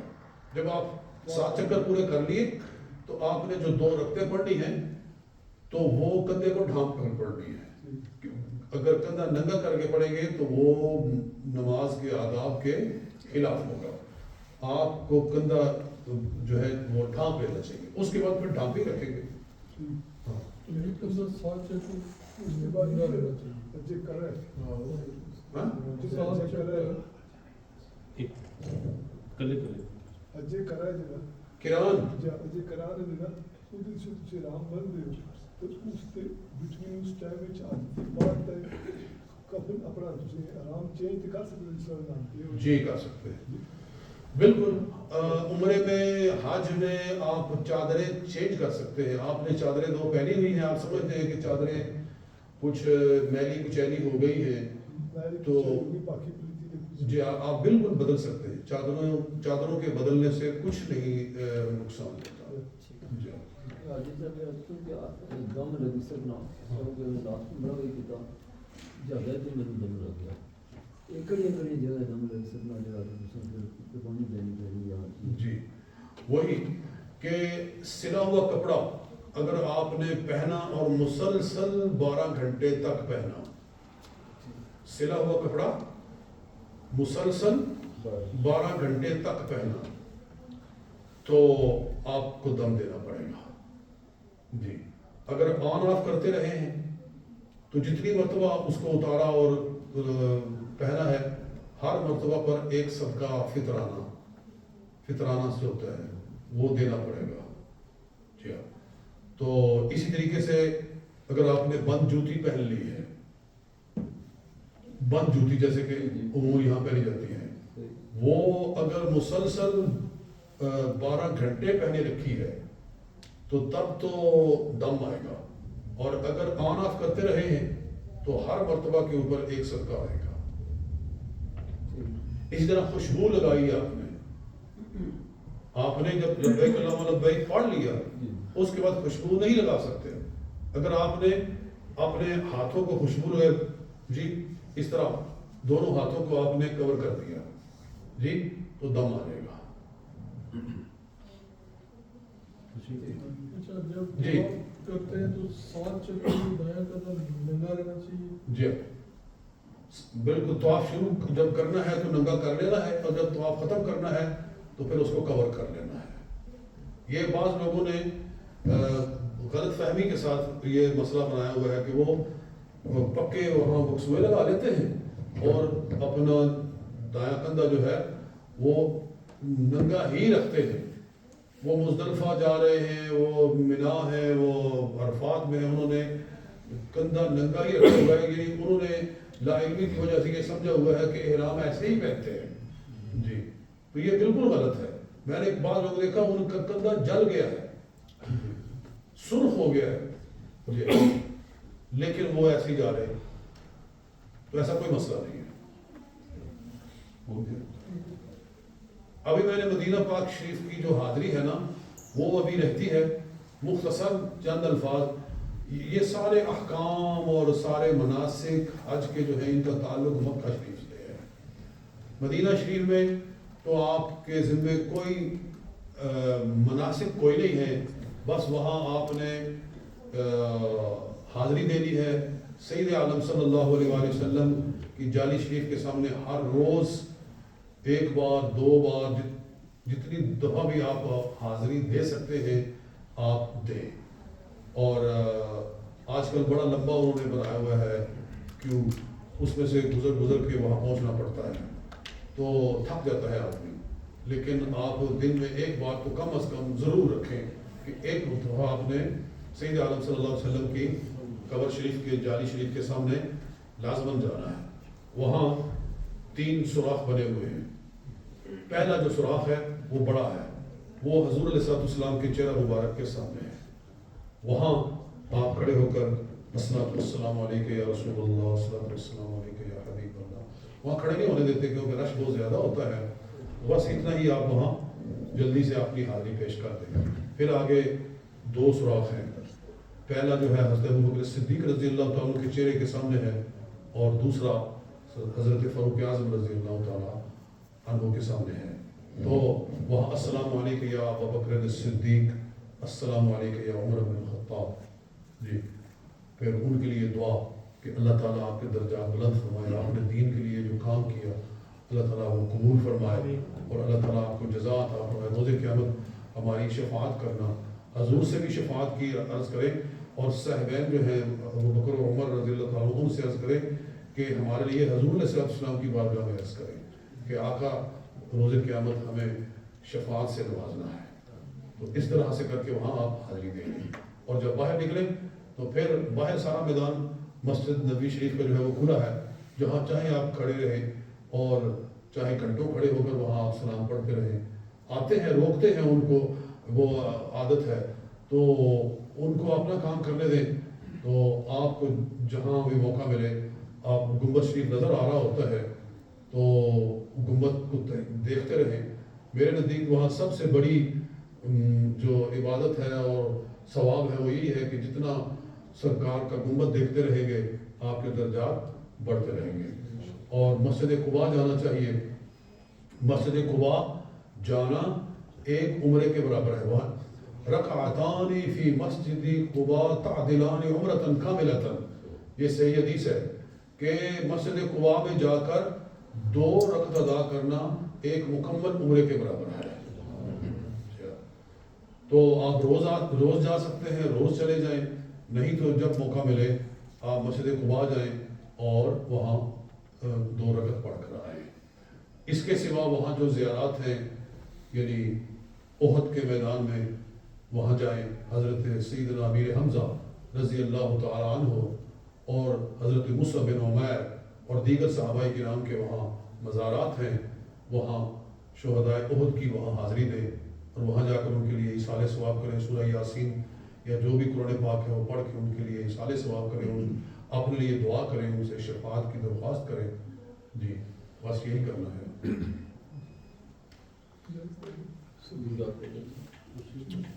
السلام علیکم یا سیدی یا رسول اللہ. وہاں پر حضرات کو خوش آمدید. چیزیں ایسی ہیں کہ جنہیں میں گزارش کرنا چاہ رہا سی. سب کی پہلے گھر کی چلن کی ہر ایک انسان اپنی نیت کرتا. حج کا مقصد قاری صاحب اس سے زیادہ روشنی پا سکتے ہیں کہ حج کا مقصد جڑا ہے وہ ایک تبدیلی. اگر تسی حج کرن جا رہے ہو تو جدوں تک تسی نیت نہیں کرو گے، اپنے آپ کو تبدیل کرن کا ارادہ نہیں کرو گے، وہ فائدہ نہیں. آپ تو ہے ہی ہے، لیکن اپنے واسطے تسی جانا چاہ رہے ہو وہ تو مقصد پورا نہیں ملے. جدوں تک تسی اپنے آپ کو چینج کر کے نہیں آؤ گے ادو تک وہ فائدہ تو نہیں مل سکتا. دوسری گل یہ کہ کچھ کافی ساری چیزیں ہر بندہ اپنے لحاظ نال بیان کرتا ہے. میرے ذہن کے مطابق یا میرے اپنے قول مطابق یہی ہے کہ کتاباں پڑھن نالوں جس وقت تسی نیت کر لو نا تو تسی اپنے آپ کو ہی پڑھتے ہو. ਆਪਣੇ ਅੰਦਰ ਝਾਂਕਦੇ ਜਾਓ ਕਿ ਮੈਂ ਕੀ ਹਾਂ, ਕਿਉਂਕਿ ਬਾਰਗਾਹ ਇਲਾਹੀ ਵਿੱਚ ਤੁਸੀਂ ਪਹੁੰਚੇ ਹੋ, ਗੁਨਾਹਗਾਰ ਗੁਸਤਾਖ ਹਾਂ। ਅਸੀਂ ਮਾਫੀ ਮੰਗਣੀ ਹੈ ਸਰਕਾਰ ਅੱਲਾ ਦੀ ਬਾਰਗਾਹ ਵਿੱਚ। ਜਿਤਨਾ ਆਪਣੇ ਆਪ ਨੂੰ ਅਸੀਂ ਅੰਦਰ ਦੇਖਾਂਗੇ ਉਸ ਦੀ ਬਿਹਤਰ ਹੋਰ ਕੋਈ ਦੁਆ ਵੀ ਨਹੀਂ ਹੋ ਸਕਦੀ। ਦੁਆਵਾਂ ਤੇ ਜਿਤਨੀਆਂ ਵੀ ਨੇ ਸਰਕਾਰ ਦੇ ਉੱਤੇ ਜਿਤਨਾ ਪੜ੍ਹਿਆ ਜਾਏ ਉਹ ਪੜ੍ਹਿਆ ਚਾਹੀਦਾ, ਲੇਕਿਨ ਜਿਤਨਾ ਆਪਣੇ ਆਪ ਦੇ ਅੰਦਰ ਜਾਣ ਕੇ ਆਪਣੇ ਆਪ ਨੂੰ ਦੇਖਾਂਗੇ ਨਾ, ਇਸ ਦੀ ਵੱਧ ਕੇ ਮੇਰੇ ਖਿਆਲ ਵਿੱਚ ਕੋਈ ਹੋਰ ਚੀਜ਼ ਨਹੀਂ ਹੋ ਸਕਦੀ। ਦੂਸਰੀ ਗੱਲ ਇਹ ਕਿ ਜਿਸ ਵਕਤ ਇਹਰਾਮ ਅਸੀਂ ਬੰਨ੍ਹਨੇ ਨੇ ਇੱਥੋਂ ਏਅਰਪੋਰਟ ਦੇ ਉੱਤੇ, ਨੀਅਤ ਜਿਹੜੀ ਹੈ ਉਹ ਜਿਸ ਤਰ੍ਹਾਂ ਕਾਰੀ ਸਾਹਿਬ ਨੇ ਫਰਮਾਇਆ ਹੈ ਕਿ ਜਹਾਜ਼ ਦੇ ਵਿੱਚ ਕਰਨੀ ਹੈ। ਤਲਬੀਆ ਪੜ੍ਹਨ ਤੋਂ ਪਹਿਲੇ ਜਿਸ ਵਕਤ ਖਾਣਾ ਖਾਣਾ ਹੈ, ਖਾਣਾ ਖਾਣੇ ਦੇ ਬਾਅਦ ਤੁਸੀਂ ਅਗਰ ਤਲਬੀਆ ਪੜ੍ਹਨਾ ਸ਼ੁਰੂ ਕਰੋ ਤਾਂ ਉਹ ਬਿਹਤਰ ਰਹੇਗਾ। ਉਹਦੀ ਵਜ੍ਹਾ ਕਿ ਖਾਣੇ ਤੋਂ ਬਾਅਦ ਤੁਹਾਨੂੰ ਖਾਣੇ ਦੇ ਵਿੱਚੋਂ ਤੁਹਾਨੂੰ ਟਿਸ਼ੂ ਵੀ ਦਿੰਦੇ ਨੇ, ਉਹ ਜਿਹੜੇ ਕਿ ਉਹਨਾਂ ਵਿੱਚ ਉਹ ਆਪਣੇ ਖੁਸ਼ਬੂ ਹੁੰਦੀ। ਇਸ ਵਾਸਤੇ ਅਗਰ ਤੁਸੀਂ ਤਲਬੀਆ ਪਹਿਲੇ ਪੜ੍ਹ ਲਿਆ, ਖਾਣਾ ਖਾਣਾ ਉਹ ਤੋਂ ਰਾਸਤੇ ਹੀ ਤੋਂ ਉਹਨਾਂ ਨੇ ਦਿੱਤਾ, ਖਾਣਾ ਖਾਧਾ ਤੁਸੀਂ ਹੱਥ ਪੂੰਝਣੇ, ਠੀਕ ਹੈ, ਉਹਨਾਂ ਦੇ ਉੱਤੇ ਖੁਸ਼ਬੂ ਲੱਗੀ ਹੁੰਦੀ ਹੈ। तो लिहाजा बेहतर है कि तुसी खाना खाने के बाद तलबिया जो है वो शुरू करो तो बेहतर है। कारी साहब भी उससे ज़्यादा रोशनी पा सकते हैं। ठीक है, वो आपकी मर्जी है। टिशू को वाला हाथ भी लगाना, वो जो टिशू वो देते हैं वो सही कह रहे हैं, वो खुशबूदार होता है, उसको आपने टच नहीं करना। वो दे भी तो आप कहें कि नहीं चलेंगे। तो इसी तरह ये सवाल कि हज के लिए आप जा रहे हैं तो इसी तरह काबे शरीफ पर भी ग़िराफ़ पर तेज़ खुशबू लगी होती है, तो क्या काबे शरीफ का हाथ लगाया जा सकता है इहराम में? अगर नहीं लगाया जा सकता तो फिर कब हाथ लगाएं? बिल्कुल, इहराम के अंदर आप बचें। आप काबा शरीफ के पर्दे को हाथ लगाने से इहराम के अंदर बचें, क्योंकि वो सही कह रहे हैं कि लोग वहाँ खुशबू वगैरह लगा देते हैं। तो अगर आपके हाथ को इतनी खुशबू लग गई कि देखने वाला समझता है, सूंघने वाला महसूस करता है कि जैसे सारा हाथ खुशबूदार हो गया है, तो दम पड़ जाएगा। तो इसलिए आप जब इहराम खोल देंगे तवाफ़ ज़ियारत में तो तवाफ़ ज़ियारत में आप खुशबू या तवाफ़ नफल जितने भी आप वहाँ ठहरे हुए हैं, तो उस दौरान में आप तवाफ़ जितने चाहे कर सकते हैं सादे कपड़ों के अंदर। उस दौरान आप बेशक हाथ भी लगा लें, होंठ भी लगा लें, जैसे भी चाहें आप कर सकते हैं। लेकिन जितनी देर इहराम में हैं आप इससे बचें कि आप हाथ लगाएं। वजू करने के साथ एहतराम मार सकते हैं, मुंह पे दिखता है, बिल्कुल। हाँ, ये भी एक मसला है कि आप हाथों को धो भी सकते हैं, खुशबूदार साबन न हो, साबन खुशबूदार न हो, यानी बिल्कुल सादा जो साबन है उसके साथ आपने हाथों को धो भी सकते हैं। जी, ये मैं आपको इजाज़त दे रहा हूँ, फतवा दे रहा हूँ। अच्छा, व्हील चेयर वाले जरा उसमें क्या मसला जरा व्हील चेयर पर अजर असद नजर नहीं है तो दुआ करने का स्टार्ट कर सुमरा तो ज़रा व्हील चेयर में पीछे अजर असद नजर नहीं आ रहा। वो तो किसी को भी नज़र नहीं आता। अच्छा जी, वो इतना रश है वहाँ, वो है भी नीचे, वहाँ उसको बोसा देने के लिए यूं काफ़ी नीचे जाना पड़ता है, तो वहाँ इतनी दुनिया खड़ी है तो कैसे नज़र आ सकता है? किसी को भी नज़र नहीं आता। इस दफ़ा उन्होंने इस्तेमाल किया काबा शरीफ के ऊपर ना कोई लाइट लगाई है, यहाँ पे नीचे है जरा इसमें जाना ऊपर उन्होंने लाइट लगाई है कि दूर से पीछे वालों से पता चले। इस दफ़ा इस्तेमाल किया वहाँ पे जो है ना ग्रीन लाइट जो है ना हाँ। वो लगी हुई है शिफ्ट, हाँ, ठीक है इस ना। दफ़ा लगाया तो बहुत सबसे हाँ, किसी भी जगह पे तुझे होगे ना तो उन्हें पता चलेगा कि हाँ, स्थिति वो से। लाइट से पता चले। दूसरी सबकी बड़ी एक चीज़ है इस साल गौर हो रही है सोशल मीडिया, ये उत्ते सब चीज़ ज़्यादा मेक श्योर करने के हर बंदा ये अपने आप से कंट्रोल करे, क्योंकि पुराने हाजी जो है ना उन्होंने तो टोटल मना कर देता है कि तुसी कोई फोटोग्राफी, कोई फिल्म, कोई चीज़ तुसी नहीं यूज़ कर सकते, बना सकते।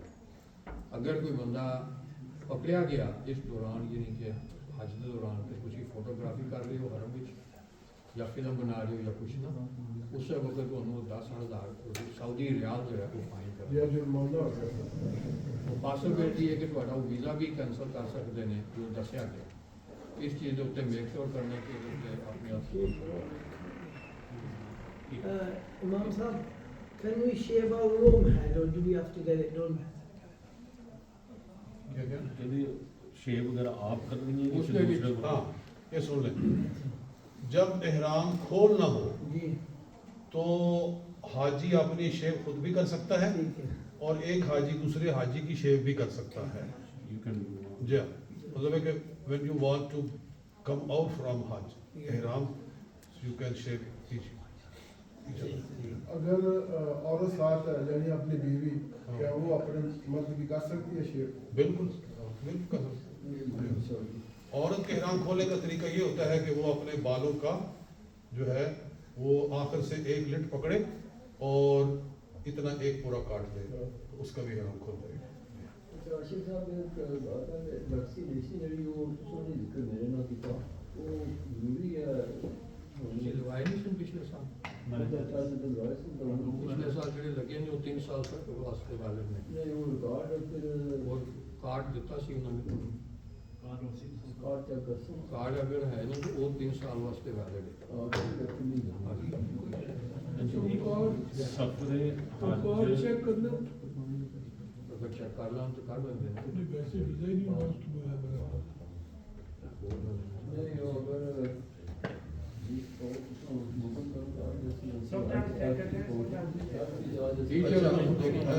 مولوی صاحب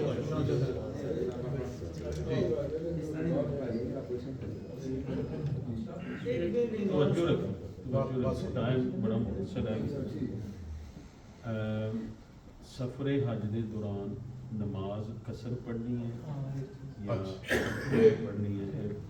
امپورٹنٹ کوشچن ہے.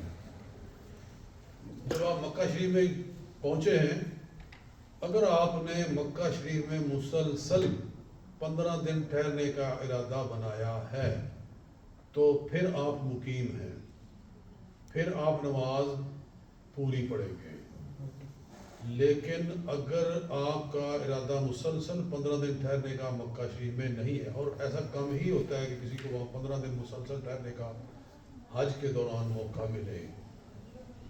لوگ جاتے ہیں 5 دن 4 دن پھر مدینہ شریف چلے جاتے ہیں، پھر وہاں سے واپس آتے ہیں تو بالکل حج کی تیاری ہوتی ہے، 2-3 دن ٹھہر کر جو ہے پھر حج کے لیے نکل جاتے ہیں. حج سے واپس آتے ہیں تو پھر بھی 5-6 دن ملتے ہیں مکہ شریف کے اندر. مسلسل 15 دن جو ہے وہ کم ہی ملتے ہیں. لیکن مسئلہ اپنی جگہ پر ایک ہے کہ جس شخص نے مکہ شریف میں 15 دن مسلسل ٹھہرنا ہے اس میں حج نہیں آئے گا. حج سے پہلے 15 دن ٹھہرنا ہے یا حج کے بعد 15 دن ٹھہرنا ہے. یہ جو پاکستان سے آتے ہیں نا ان کو لمبا ویسے موقع ملتا ہے، ہو سکتا ہے ان کے 15 دن پورے بن جاتے ہوں، تو وہ پھر مقیم ہو گیا، پھر اس کو نماز پوری پڑھنا پڑے گی. لیکن اگر اس سے کم آپ ٹھہرتے ہیں 10 دن 5 دن 7 دن تو آپ مسافر ہیں. آپ وہاں کے امام کے پیچھے پڑھیں گے تو پوری پڑھیں گے، لیکن اپنے طور پر پڑھیں گے، اپنے ہوٹل پہ پڑھیں گے یا جیسے بھی پڑھیں گے اکیلے طور پر پڑھیں گے تو پھر آپ قصر نماز کریں گے، یعنی فرض کو قصر کریں گے، 4 رکعتوں کو 2 رکعتیں کریں گے. ٹھیک ہے. ایک اور مسئلہ ہے کہ جو حاجی وہاں قربانی دیں گے انہوں نے اپنے یہاں ملک میں بھی قربانی دینی ہے کہ نہیں دینی؟ عید والی جو عام عید میں قربانی نہیں وہ نہیں دینی. یعنی ایتھے جڑی اسی عید ہے وہ ختم ہو گئی، وہ مسافر کے لیے نہیں ہوتی. ٹھیک ہے ٹھیک ہے جی. دعا کریے پھر انشاءاللہ. جی یس فٹ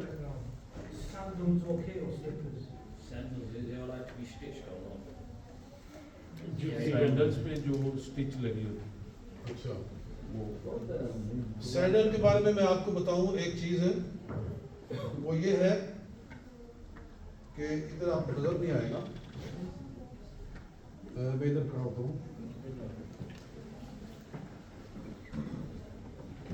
یہ جو جگہ ہے نا یہ والی آپ دیکھ رہے ہیں ٹاپ آف دا، یہ جو پاؤں کا اوپر والا ہے، پاؤں کی جو یہ والی جو ہڈی ہے اتنی یہاں، اس کو ننگا ہونا چاہیے. बस अगर इस तरह का सैंडल हो कि जो इधर से भी पकड़ ले, इधर से भी पकड़ ले और ये जगह खाली रहे, कौन सी जगह खाली है? जो ऊंची हड्डी वाली यहाँ से लेकर यहाँ तक ये खाली है। ये खाली रहे तो वो भी आप पहन सकते हैं, उसको फिर बादल ही समझ। If it only covers your toes and the middle part. और पीछे एडी भी खाली है। Yeah, it stitches on. मैंने वही रखा हुआ है, मैं जब जाता हूँ तो वो स्पेशल मैंने उसको मैं इस्तेमाल करता हूँ, क्योंकि चप्पल के अंदर चलना मुश्किल होता है। ऐसे जो हवाई चप्पल होती है इसके अंदर तो जो है आप होटल से हरम में जाना वापस आना वो काफ़ी हार्ड हो जाता है, वो स्लिप भी हो जाता है, बंदा वो पैरों से निकल जाती है। तो ये जो मैं आपको बता रहा हूँ ये आइडियल चीज़ है। Back. ठीक है, ये सब तो जरूरी मसला थी जुल्ली वाला मुश्किल चल रहा है। ठीक है, आप तमाम अहबाब का बहुत शुक्रिया, आप तशरीफ़ लाए, हमारे मुहतरम आदमी आशिक अली साहब उनका भी शुक्रिया और इसी तरफ से आपका भी शुक्रिया और बिलखुसूस मुफस्सिर कुरान कारी मोहम्मद तैयब साहब दामद बरकात आलिया का शुक्रिया अदा करते हैं। अपने कीमती वक्त में से वक्त निकाल के हमारे दरख्वास्त में वो तशरीफ़ लाए और आप हजरात को इल्म की चंद तरबियती फ़ायदे अता फरमाए। अल्लाह ताला इनको भी जज़ाए खैर अता फरमाए, आप सबको भी जज़ाए खैर अता फरमाए। हाजी साहब के साथ आप जा रहे अल्लाह ताला इनको ये तमाम काम खैर वो काफ़ियत के साथ करने की तौफीक नसीब फरमाए और इस मकसद में कामयाबी नसीब फरमाए। दुआ फरमाए। सईद दौरान काफ़ी हजरात देखे ने चप्पल पहन के करते ने, ਇਹਦੇ ਵਿੱਚ ਤੁਸੀਂ ਚੱਪਲ ਪਹਿਨ ਸਕਦੇ ਹੋ। जायज़ तो है चूँकि अगर चप्पल साफ है सुथरी है और बिल्कुल तुसी ताज़ा बाज़ार तो लैके आए हो तो उसको तुसी पहन सकते हो, मना नहीं है जी। लेकिन मस्जिद के कुछ आदाब होंगे ने, लोग कहते हैं जी हजूर अलैहिस्सलाम नालैन शरीफ पहन के नमाज वास्ते आते सन, सहाबा भी आते सन, तो असी क्यों नहीं कर सकते? भाई बात यह है कि हजूर अलैहिस्सलाम के ज़माना शरीफ में मस्जिद नबवी शरीफ का जो फ़र्श था वो कंकरियों वाला था, जो कंकर थे, बल्कि सहाबा उनको ऐसे करके सजदा करते थे, उनको सीधा करके, तो वो चुभते थे। अब तो वहाँ बेहतरीन कंकर अपना सारे फ़र्श है और कारपेट है, तो अब कोई ज़रूरत नहीं है कि आप जूती पहन के बाहर, ये मस्जिद के आदाब के मुवाफिक नहीं है। लेकिन अगर कोई साफ़ जूती पहन कर आता है तो उसको मना नहीं किया जा सकता।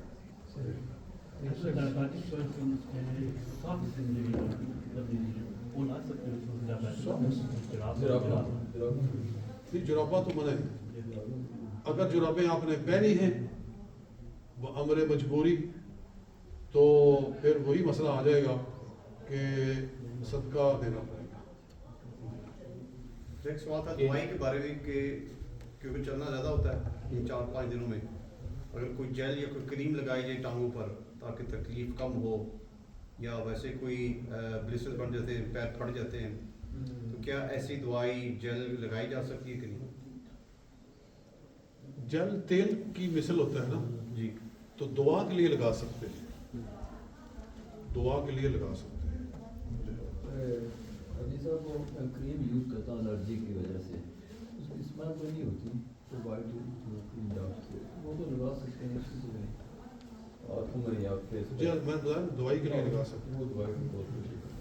एक आखिरी गुजारिश है कि मुस्तफ़ा वगैरह या आगे पीछे इन्होंने अपने ग्रुप के नाल जाना है, उत्थे एक ग्रुप वाले अपनी वक्री जमात करवाते हैं, वो भी कसर वाली जमात होएगी या फुल जमात 4 रकअतां दी होएगी? कसर कसर, ठीक है, ठीक, दुआ अल्लाहुम्मा सल्ली